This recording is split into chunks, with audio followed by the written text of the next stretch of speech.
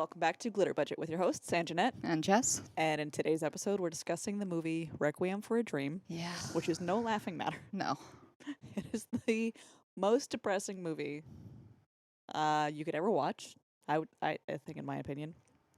It was directed by Darren Aronofsky and written by Hubert Selby Jr. He wrote the novel that the movie is based on, and he and Darren co-wrote the screenplay for the movie. And it's starring Jared Leto, I don't know how to pronounce the last name. I don't either. Jennifer Connelly, Marlon Wayans, Ellen Burstyn, and I don't know who the guy who plays Tappy. Something McDonald? Michael McDonald? No, I don't remember. Sorry. Sorry, dude. But those four, they're the major players in the movie. And yeah, this movie came out in the year 2000, and we have a couple events that also happened in 2000. Take it away, Jess. Oh, shit. That's on me? All right. Oh shit, no, I have them written No, down. it's all right. Never mind, you don't No, take it all away. right. I'll take No, it I back. got it. I I'll got take it. Let's see how much I can remember. All right. All right, I will quiz you. Go on. Events in Um, 2000. It was the last comic strip of Peanuts. Peanuts comic strip was the last one to, I know words and sentences, proper grammar. Mm-hmm. She done good so far. Peanuts, the comic strip, is the last one to be released due to the passing of Charles Schulz. Microsoft versus the United States. Microsoft lost due to violating antitrust laws. So basically, they were being giant dicks and just creating a monopoly. Mm-hmm. Mm-hmm. And the first draft of the Human Genome Project was completed. Well, you done good, Skipper. Thanks. It was a rough start there for a sec. Yeah, I pulled it together. you did it. She got it together. Mm-hmm. Mm-hmm. Better than I would have done. I would have been like, yes. The year 2000. Things happened. Y2K. Anyway, this movie, Requiem for a Dream, I remember watching when it came out. Yeah. So it was early 2000s, and it fucked me up then, and it fucked me up now. But now that I'm older, like it was worse. Yeah, like I actually didn't see it when it came out. I saw it maybe like 2005, 2006. I always remember though, like back in the days of Blockbuster, I remember the cover. The cover always like really stood out to me, but I don't know why I never picked it up, never watched it. And then Will was like, "Oh, you haven't seen that movie? You gotta watch it at least once." I'm like, thanks, but like rewatching it now because I haven't seen it since then. Really, I don't get bothered by almost anything media as far as like it being triggering or like bringing up anything like from my past or anything. This movie like hits hard for me, like really bad. Like I probably won't watch it again. Yeah. I just I don't have any personal experience with that. Really, it's just the way that it's presented, the way it's shot. Actually, the director Darren Aronofsky, he shot it in a way. He shot it in like a hip hop montage style, where it's like a lot of quick cuts, quick edits. And in a normal film, there are 600 to 700 edits, and in this one, there are over 2,000.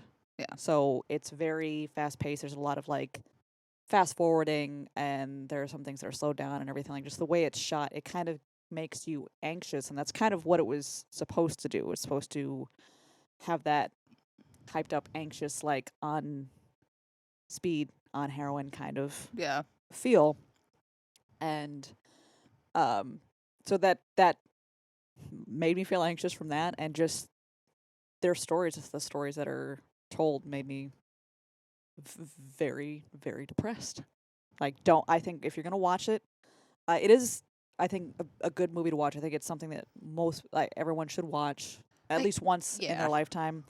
I wouldn't recommend really more than once unless that's your thing. If you wanna, as far as like films go in regards to like understanding addiction and different types of addiction, watch this movie.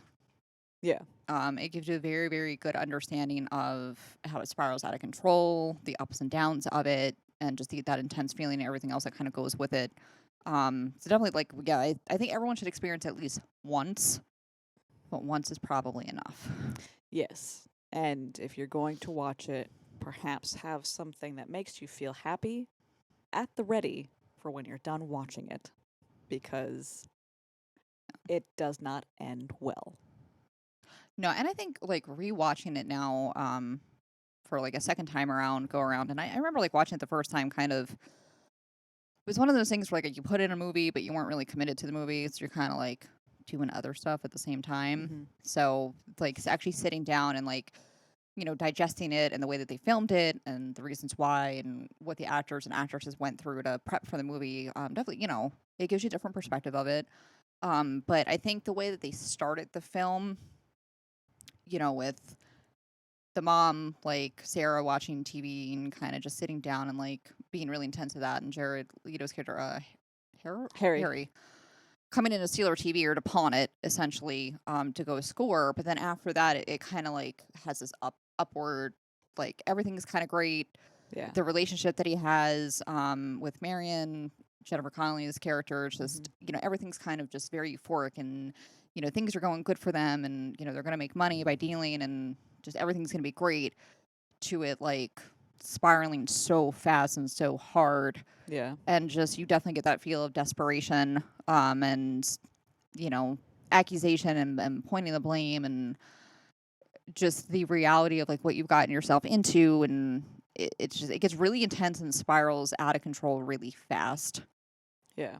And like I said, the way that they shoot it, the way they edited the movie helped that as well. Yeah, And then they go back and forth between Harry, Marion, and Tyrone, their story, and then they cut back to Sarah's story, where I think her story is super, super sad. yeah, Because she lives alone in essentially an apartment complex that a lot of other older, now probably widowed women are living in, and she's always kind of cooped up in her room watching her infomercial of this fucking guy Tappy or whatever, and his juice it's like thing. weight loss program Yeah, essentially. and there are only 3 steps. They never actually talk about the third step, because that, like, it was done on purpose. I think originally the third step was supposed to be like cutting out pharmaceuticals, Yeah, but pharmaceutical companies didn't want them to do that because I think it's they, in the production companies too. yeah. And so they kind of, he edited it in a way to make it so that she never finds out what that third step is. Like, she's either like going in and out of her, because the diet pills that she takes, she ends up taking. It's a shit ton of amphetamines. Yes, it's speed, essentially. So she's on uppers during the day and then a downer at night to put her to sleep. And she just eats those that's all she does. She doesn't eat anything else. No, because I think it was like not having a third step because they didn't want to upset the pharmaceutical companies or send a message that you should stop taking your medications because Yeah. they might need them. But I feel like that was kind of a pivotal thing for her not to hear Yeah. as she's taking all these medications. You know what I mean? Because And they show just how out of control that can get too, because she takes like they work how they're supposed to work until she needs to take more in order to get the same effect. Like, everything was going in slow motion for her because the pills, like, her body had adjusted to them. And the doctor and the nurse were kind of just not giving her the attention that she needs. And we're just like, I liked the way, well, I didn't actually like it, but the way that they portrayed the doctor, like, Yeah. never actually looking at her. there's He would room come for in, not even like a whole minute. yeah, like literally less than 30 seconds. He would come in, be like, "Oh, so you want to lose some weight? Okay." And then gives her a script, gets filled, and it's 4 pills that she takes throughout the day. Like I said, the 3 uppers, and then something to help her sleep. And it just, her whole life revolved around getting on television, Yeah. getting on, and she is contacted by probably a scam, like a con artist that contacts her saying that she's going to be on TV. They're going to As a contestant, right? On Yeah. that, yeah. So they're gonna send her all the information. So she gets a form in the mail. She's fills it out, sends it back. All of the other ladies in the building are all excited for her. So she starts doing like her little, like a, kind of like a makeover. She does her hair, and she's trying to lose weight in order to fit in this red dress that she wore to her son Harry's Yeah. graduation. So it was a Which time in her life when her husband was alive. So she was able to take care of a husband. She was able to take care of her son. She's she trying to felt get good back about to, herself. yeah, Yeah. she's trying to get back to that time in her life, and I think that is so sad. That's like what her life revolves around now, and she gets to be somebody. Yeah. She has like the best little folding chair out front in front of the building with the other ladies in the building, and she's so excited to be on television. And there's a monologue that she has after she's been taking the pills for a while. Her son comes over, and it's like at that high for everyone in the movie where like everything's going well for Harry, Mary, and Tyrone. Everything seems to be going well for Sarah, and he stops over and he's like, he felt bad for always having to pawn her old TV in Yeah. order to score. So he's like, I'm gonna get you a television. So he gets her a television, a whole big setup. And while he's there visiting her, which has been a while since he's actually been there because he's been on the streets dealing, she tells him, she's like, I finally get to be somebody. I don't have like what do I have to live for? Why do I get up in the morning? Why do I Yeah. make the bed? Why do I Why do do I the do the dishes? dishes? I don't like I do them, but why? So I finally get to be somebody. And it's just, oh my god, it is a sad monologue, and the Yeah. way she does it is just like so heartbreaking to the point where the cameraman was crying filming Yeah. her doing that monologue, and um the camera like goes off focus of her because he was fogging up the lens. He just wasn't like, he was kind of so into it. He started to like pan away a little bit, fog up Yeah. the lens. And I think the director kind of got mad, like hit cut. Yeah. I was like, what the hell? And then when they ran it back, he was like, shit, that's like actually, it was a mistake, but it was really good. Like, let's Yeah. keep it. So that was the cut they ended up keeping, and it's I think though too is like, because like Harry hadn't seen her obviously in a while, and he comes in, he's like, no shit, you did lose like a lot of weight. yeah. And then, just getting her like really frustrated and impatient that she wouldn't sit down 'cause she was like all over the place because she's like speeding. Yeah. And then he notices like when she starts grinding her teeth, which is like telltale sign of someone who's on any type of upper, like to that extent. And, for somebody who is also in the midst of addiction, which is with something else though, to be like, you're a speed freak. Like, what the hell? What is this doctor giving you? Like, Yeah. genuinely upset that she's taking this medication, and her justification, which you hear so often, is, but a doctor gave it to me. Yeah. The doctor, like, you don't know what you're talking about. Like, I've lost so much weight, it's working, I'm doing great. And it's from a doctor. Like, she said that a couple times of like, no, the doctor did. And Yeah. She's like, not even knowing what the pills are called. It's just like, oh, take the purple ones. Like, yeah. And it's just kind of, that was definitely a time, and I think we're still some people that'll just take whatever because the Oh, doctor yeah. gave it to them. Yep. And you're like, what the fuck? But that was definitely back in the early odds. That's Oh, doctor yeah. gave it to you, you take it. Yep. You don't question it. Don't And- question it. You don't look at the side effects. You don't have to pharmacist about anything. Like, you just took it. And the little pills, that's Synthroid for hypothyroidism. So yeah, like the tablets that they show, they are Synthroid tablets. Oh. All the different colors. hmm But yeah, in the way that they show Harry, Marion, and Tyrone, they show their story of they have their ups where they're dealing, and there are times when they get desperate, and Marion has to do some shady shit. All like, With- I was like, That's her therapist, isn't it? Or her So- psychologist. so there was an instance where she was, so like, kind of back up a second, like all three of them come from very different like family backgrounds. So like, Harry's dad passed like probably sometime after high school, probably shortly after. So his mom, says a couple, I don't want to say basically enables him, but doesn't really address his addiction or anything. Like, in it, Yeah. when she goes to get her TV back from the pawn guy, like the next day, he was kind of like, You've been doing this for years. Like, yeah, like, when are you going to call the cops? She's like, I can never do this, my only son. So she Yeah. kind of just pacifies him to let him get what he needs, even though it upsets her. Like, when he comes over to take his TV, she locks herself in like her bedroom or closet or whatever it Yeah. is. And she had the TV chained to the door or chained to the wall. Yeah. And Harry was getting upset, saying like, "You would do this to your own son." Like he's guilting her, Yep. saying you would do this to your own son. And she's like, "No, that's that's in case robbers come in and rob the place." And really, it is It's for for him. it is For for him. sure. So she kind of like enables him, just pacifies him because it's her only son. She's, very alone. Hmm. And then you have Marion, who you never meet her parents, but she alludes several times. And I think Harry even kind of brings up of like, why are you so down on them? Like they give you this apartment, they give you money. Yeah. And eventually she had said, somewhere where they were desperate, like they won't even take my phone calls anymore. But they had made her at some point see the psychiatrist who ends up like basically just sexually abusing her and taking advantage. Yeah. So when she needs money or favors or something, like, she ended up having to sleep with him. And then the last character, like, of just wanting to have a better life and show his mom that, like, he was able to make something of himself. Yeah. So I think they eventually come up with this idea that, hey, like, if we're able to score, like, a decent amount, like, the stuff's really, really good. So it's good enough that we can cut it. It'll still be good product, but we can push it and make some money off of it. Yeah.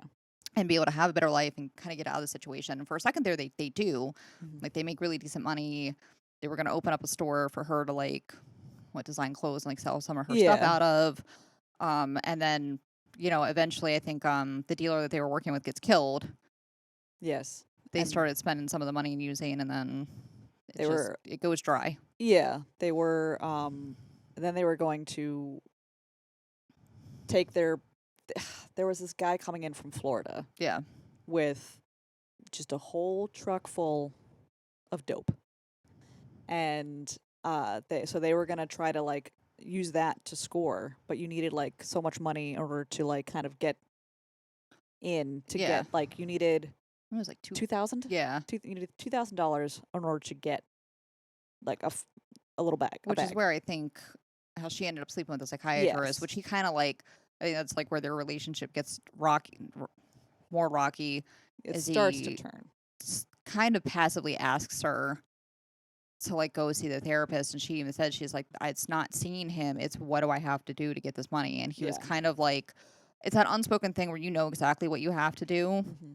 but he basically was just like, listen, like, this is what we need, everything's going to be fine, Yeah. we'll be back to how it was in the summer. And it doesn't quite go that way. Yeah. So, there are a whole bunch of addicts they come into this grocery store essentially after hours, and they open up the dock where they have this truck full of dope, and this guy, he's there with his bodyguards that have automatic weapons. He's in there in his fur jacket. Yep. And he's there like they're counting money. He's giving out the drugs and whatever, and then people are getting pushy trying to make sure that they're going to get theirs. Shots are fired, the truck leaves, so they're screwed. Yeah. So they didn't end up getting the drugs. So they come up with this idea that they're going to go down to Florida by themselves. At this point, Harry he's got an infected arm. Yeah, it's an shooting up. abscess that he keeps shooting in for whatever into. reason. It was really bad. So what at some point before they end up leaving, before Harry and Tyrone leave, is that he's given a number from, I think, the guy that was selling the guy from Florida that was selling the drugs. Right? He got the number from it him? was because they were when everything, like, when the first dealer they were working with was killed, and they were trying to find somebody to buy from. I think at that point, just to not be sick, because everything started to go dry. Tyrone was like, yeah, like, there used to be this guy that, like, I used to work with, but now it's like basically just addicted to women, to tails. That's kind of the only way that, like, he'll deal with you. And I think at that time Harry wasn't willing to, like, put her in that position. Yeah. So after she had already slept with a therapist that she didn't obviously want to do, Mm-hmm. she started screaming at him, like, you promised me it was going to be okay, like, I did this thing for you, and, like, you let me down. Yeah. What am I supposed to do? So when he was about to leave, like, they got in this huge argument. He was like, you know what, like, here's this number, and she knows what it is. He's basically like, I'm out in the street, like, freezing my ass off, trying to bust my ass for you. Like, why don't you fix yourself? And leaves. Yeah. With the number. And unfortunately, she's desperate enough that she makes that phone call. Yes. And I think that's during the time when they leave. Yeah. Ty and Harry leave. They're on their way to Florida, and they're it's all based in New York, like Coney Island. Yeah. So they're going from New York to Florida. Long ass trip. And they end up Harry's in a really bad shape on the way down there. Like the abscess is getting worse. It's infecting his entire arm. They don't have any drugs to kind of help with the withdrawal. So Ty takes him to the hospital because he's It's really that bad. bad. Yeah. Doctor in the hospital sees him. It's like, holy shit, these guys are junkies. They call the cops. Tyrone ends up going to jail. They both end up going to jail, but Harry ends up in the hospital. He has to get his arm amputated. Which, like, I mean, I don't know how it was like back then in the 70s. Now, they would have medically stabilized him and treated him before they sent him over. Like, he wouldn't have lost his arm. Yes. But, yeah, so he's... Shit went south for those two. And Marion, because she's still up in New York without drugs, she ends up calling the guy again. Yeah. And... Well, no, while she was there the first time, he told her about party or whatever. a party. Yeah. And she's like, no, I'm not going to go. And she is on the phone with Harry one last time. She's getting ready to go to the party because she's like, what else is she going to do? And she was just like, Harry, could you come today? And I don't think he had his arm amputated yet. No, I think he was like that. I think that was his one phone call. Yeah, that was his one. Yeah, so he's calling. He's like, she has no clue what's going on. Yeah. With him, by the way. He's like, I can't. And then he's like, no, okay, I'll come. And they both know that it's not going to happen. Yeah. And he ends up in the hospital. She ends up going to the party. And in the worst way, it's just a bunch of guys in suits. Basically Wall Street guys. Basically just throwing down money, telling girls to do whatever to each other. Yep. It's brutal. Yeah, it's bad. But she's not cool with it, but then when she gets her drugs in the end, she's like, kind of yay. Yeah, it's one of those things where nay. it's like you're okay for that second, but the aftermath of knowing what you did for it and then what you're gonna have to keep doing for it. Yes. Yeah. So I mean that's always like under the surface, like right behind whatever euphoric feeling you're feeling at that moment. Exactly. You know. So but I think the scene though where they were on the phone with each other was done. You can see it like they have it side by side, and I think they go back and forth. But they actually use the real landlines in the studio. Yeah. So that way it was like a more genuine reaction, which was like you could feel it, like yeah. I think they should do stuff like that more often. Yeah. Because it's not like we don't have the technology. Yeah. One of my biggest and this is like off topic, but one of my biggest pet peeves ever since smartphones were a thing in movies and television shows is seeing like the actual phone screen on when they have it up to their face. So you see the thing, like, you can see that they are not actually talking to someone. It bothers me so much, so fucking much. It's unacceptable. That shouldn't be a thing. I would say because it's not like it's such an easy fix. Just have the phone off, and thus my disbelief is suspended. Right. But as soon as I see all of your fucking icons in the back, oh, yes, I'm clearly talking to you. I have a very serious conversation going on right now. I can see all your goddamn icons, you piece of shit. You're not on the fucking phone.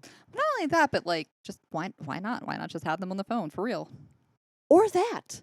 Like, why is that so? I don't know. I'm sure there's got to be some sort of crazy cinematic reason for it, where it's something difficult with editing or sound or some fucking bullshit. But I feel like with all the CGI and all that other crazy shit we do for like real stunts, like you can't figure that out. Like how How? Or just don't have the phone on. Yeah. I- There's no reason for it. There isn't. I lose my goddamn mind every time. Every time. It just gets under my skin. But yeah, so with this, they did not do that because they're using their actual landline phones. Yeah.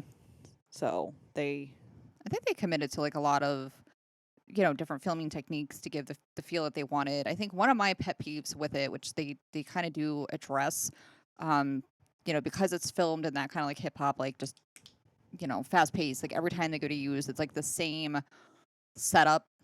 So, it's somebody like putting the drugs down, either snorting it or like boiling the water to be able to shoot it up or whatever. But the eyes that yeah. like the pupils, they get bigger, which would be the case if you were using an upper like Sarah was. But for anything like a downer heroin, it would be pinpoint pupils. Yeah.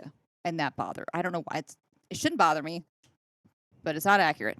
Yes. I think like use that for the sequence when they show when they're taking pills, because there were times that they would be taking pills instead of Yeah. shooting up.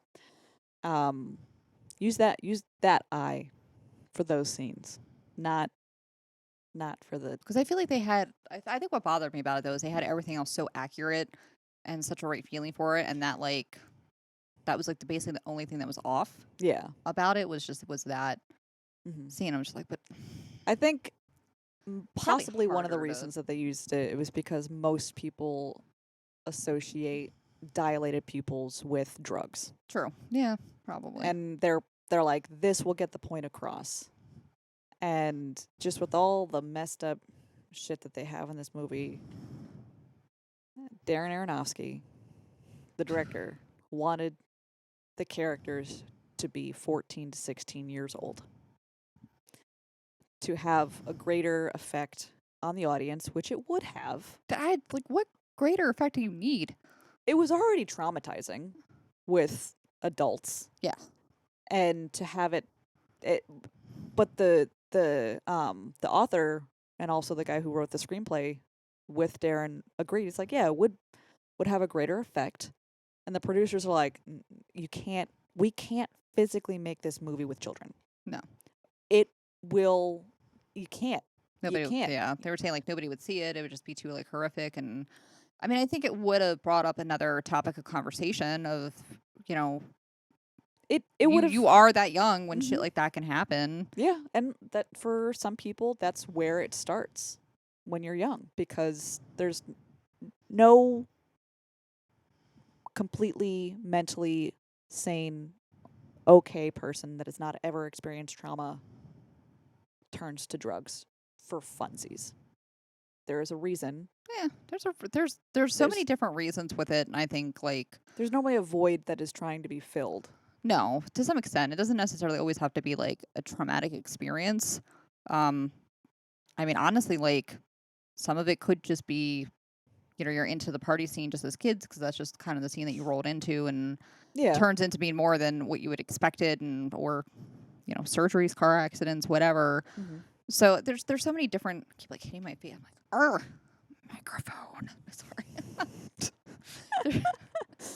There's so many different reasons to like get caught up in that kind of thing. Yeah. For sure. But I think, talking about addiction in youth isn't something I think that people can wrap their heads around. Yeah. Like I think that's something that makes a lot of people uncomfortable. I think, when people think of like teens partying, it's, going out into the woods, drinking like some shitty beer and like smoking some weed. Yeah. And like that's when I started using it when I was 15. Yeah. Like it can happen. Like you could absolutely start using hardcore heavy drugs when you're that young. So it's something that should be discussed. But I think in the way that he already filmed the movie. Yeah, I think you throw that in there. can, if you're going to have the subject of kids that young using harder drugs, maybe allude to it instead of actually showing it. Yeah.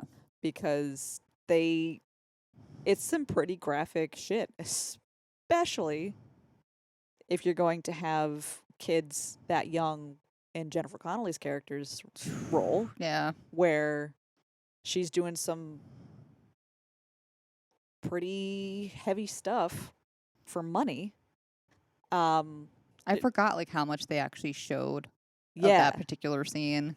and they're screaming ass to ass with their. That is the first time I ever saw a double-sided dildo. Yeah. Yeah. So, I had to think about that way too hard. you're Like, was it? like, wait a second. And I just to be fair, like I said, I saw this early aughts, so I was middle school, the very beginning of high school, and that's when I saw. So I would hope that would be the first time. Yeah, so if you were much younger than that, and you've seen a double-sided dildo, I'm, I don't know if I want to know the story. Yeah. Hopefully it's just another movie. Yes, and not like a real life one. Yeah. IRL. Mm-mm. Unless it's one of those like unfortunate situations where like Oh, you you're found it in your moving and then you parents. found it. Yeah. Oh, oh, oh God, oh God, So I think oh, segue off of that, like not on topic of the movie. oh, Like trauma. one of the worst jobs that I had for many different reasons was working at Goodwill and the receiving end of things, like Oh, no, going no, through the shit no. that people dropped off. Oh no, no, no, no. Just a shoebox full of fucking vibrators and dildos. I was like, why? Like, was it a mistake? Did you do it for ha-has? Like, why? Oh no, no. Yeah. It was so bad. I was so mad. I was like, really? Did they look clean? I didn't look at it that hard. I looked at it and went, that's what I think it is, and just threw it right in the trash. I just wonder if there's like a dildo mountain at like the trash dump. Maybe. You know, if they have them segregated from the other trash, I doubt it. or you stumble upon It's just random dicks. yeah, and you're just flopping around. You're like, wow, all right, okay, that's great. And all that, like, especially if they're made out of silicone and they melded together into like some awful monster dong, and you're just like, ah. We went way too far in Way this off topic. conversation. Let's get back to what I think is the saddest part of the movie is how Sarah's Sarah's character, yeah. story ends. So the amphetamines end up really fucking her shit up because she's not eating. Not only is she not eating, she's hardly sleeping. And like when you're taking that level of amphetamines for that long, like you said, on top of like not eating, not sleeping, like you will go into psychosis. Yes. That's what happens to poor Sarah. So she ends up thinking she's having hallucinations that her refrigerator is Coming at her. Yeah. So she ends up fleeing her apartment, running down the street, and she's in her red dress that she wanted to fit in. Now that's too big. Now, yeah, because she lost so much weight. Her hair has grown out after she had it dyed by her friend, so she's looking a little worse for wear, honestly. And she's wandering the streets saying that she's going to be on television, and she ends up on the subway. And then ends up, I don't know where she ended up. Madison Avenue. I think she was trying to go to the studio Okay. where her favorite show, where she thought she was going to be a contestant at. That's where she goes to be like, did you get like the letter I sent in? Like, when am I Yes. going to be picked? And they end up calling the cops, and she's sent to the hospital. And the way that they're trying to get her to eat that was really disturbing because it's just one orderly holding her head while the other one force feeds her. And there's no like, so I think the way that they shot it too. I mean, the author, had wrote about it and then wanted to shoot it in such a way that showed how poorly people were treated on psych wards back in that time, like that era. So like when they come in to like try to get her to eat, there is no conversation of like, how are you feeling today?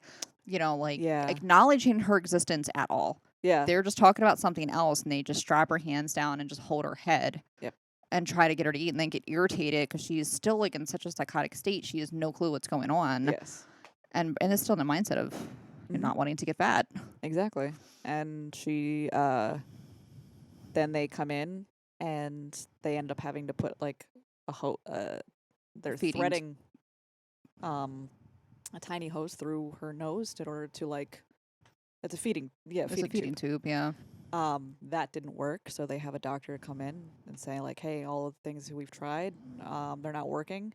Clearly, she's not competent enough to sign a consent form, but they have her sign a consent form for her to get electric shock therapy. Mm-hmm. So the last thing you see is she's had her hair shaved down.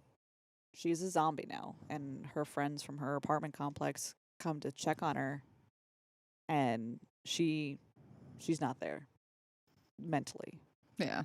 and she's just there in a hospital gown outfit, Yeah. zombie. Her friends see her, and they end up crying I think on the the bench one outside. girl was the one that had given her the name to the doctor, Yeah, not realizing that it would get this out of control and this is where she would end up. yeah, And there's like, I thought one of the things though, with her case in particular, like when she was in the hospital, you really got no sense of time.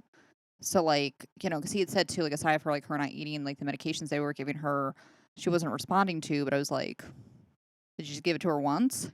yeah, Like, so that was kind of weird. Like I had a hard time distinguishing, like were they just trying to run through it that fast, or was she really not responding to it? But typically they just need some fluids and some rest. yes. Like, But yeah, I feel like her story ended the worst. Like no it was one actually had. heartbreaking. I think they wrote it so that really only Tyrone was the only one that probably could have eventually had turned his life around because he ends up thinking about being with his mom. Yeah. Um, He ends up in jail, which is a crappy situation to be in. But I mean, given everybody else's situation and what they've done, mhm. mm, Yeah, is it that bad in comparison? Like you said, I think he had the opportunity once he completed whatever jail time. At that point, like you're clean. yeah, You've gone through the worst of it. yeah. You got clean the hard way. Yeah.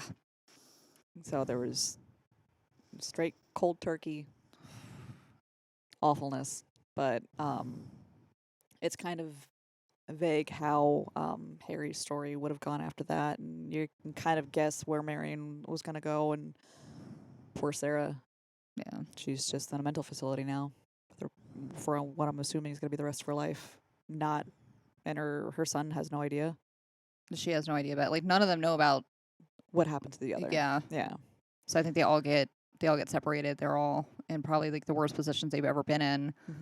I mean, mm-mm. so this is all those. That's why probably just watch it once and maybe like cuddle a kitten afterwards. Do something that makes you happy. Because you will be thoroughly depressed. Yeah. But like I said, it's for anybody who wants to watch a movie that actually like, kind of hits home with it and has like a really good representation of addiction and not just on drugs, but just addiction in general. Mm-hmm. Because Sarah's character is basically addicted to the TV and food. Yes. That's what leads her to like the amphetamine use. Give it a watch. I do think you should watch it at least once Mm-hmm. and then never again. Yes. I think you can stream it on Stars. Was it Stars or HBO? HBO. So I had to rent it through Amazon. You can rent it for like $4 on Amazon Prime Video, whatever it is. But yeah, when I looked it up on Hulu, it came up the HBO. Okay. Like if you have the HBO app or whatever, you can watch it on there. Yeah. So you can stream it on there, or if you happen to have a copy. You're a stronger person than I. Yes. Yes, you are. But yeah, it definitely is worth a watch, and then you're good to go after that. And then like with our other episodes that we've had, like we'll have links down below for different ways and how you can get help if you do want help. It's never too late to get help ever. Whether you've been struggling for a couple of years, for 10 years, 20 years, whatever the case may be, like, if you're even thinking about it, like go for it, at least start talking about it. Like there is no wrong time, right time to get help, and it's never too late to get help. And yeah, or if you feel like you could end up going down that road, that's not that great. It's not too early to get help. Yeah. So we'll have the resources linked down below. as well as all of our social medias. We have one more movie to do after this, 28 Days. This is a little bit lighter. Lighter. Lighthearted. But that will round up our September Yes. awareness movies. Indeed. All right. So if you like our vibe, please like and subscribe, and we will see you in our next episode.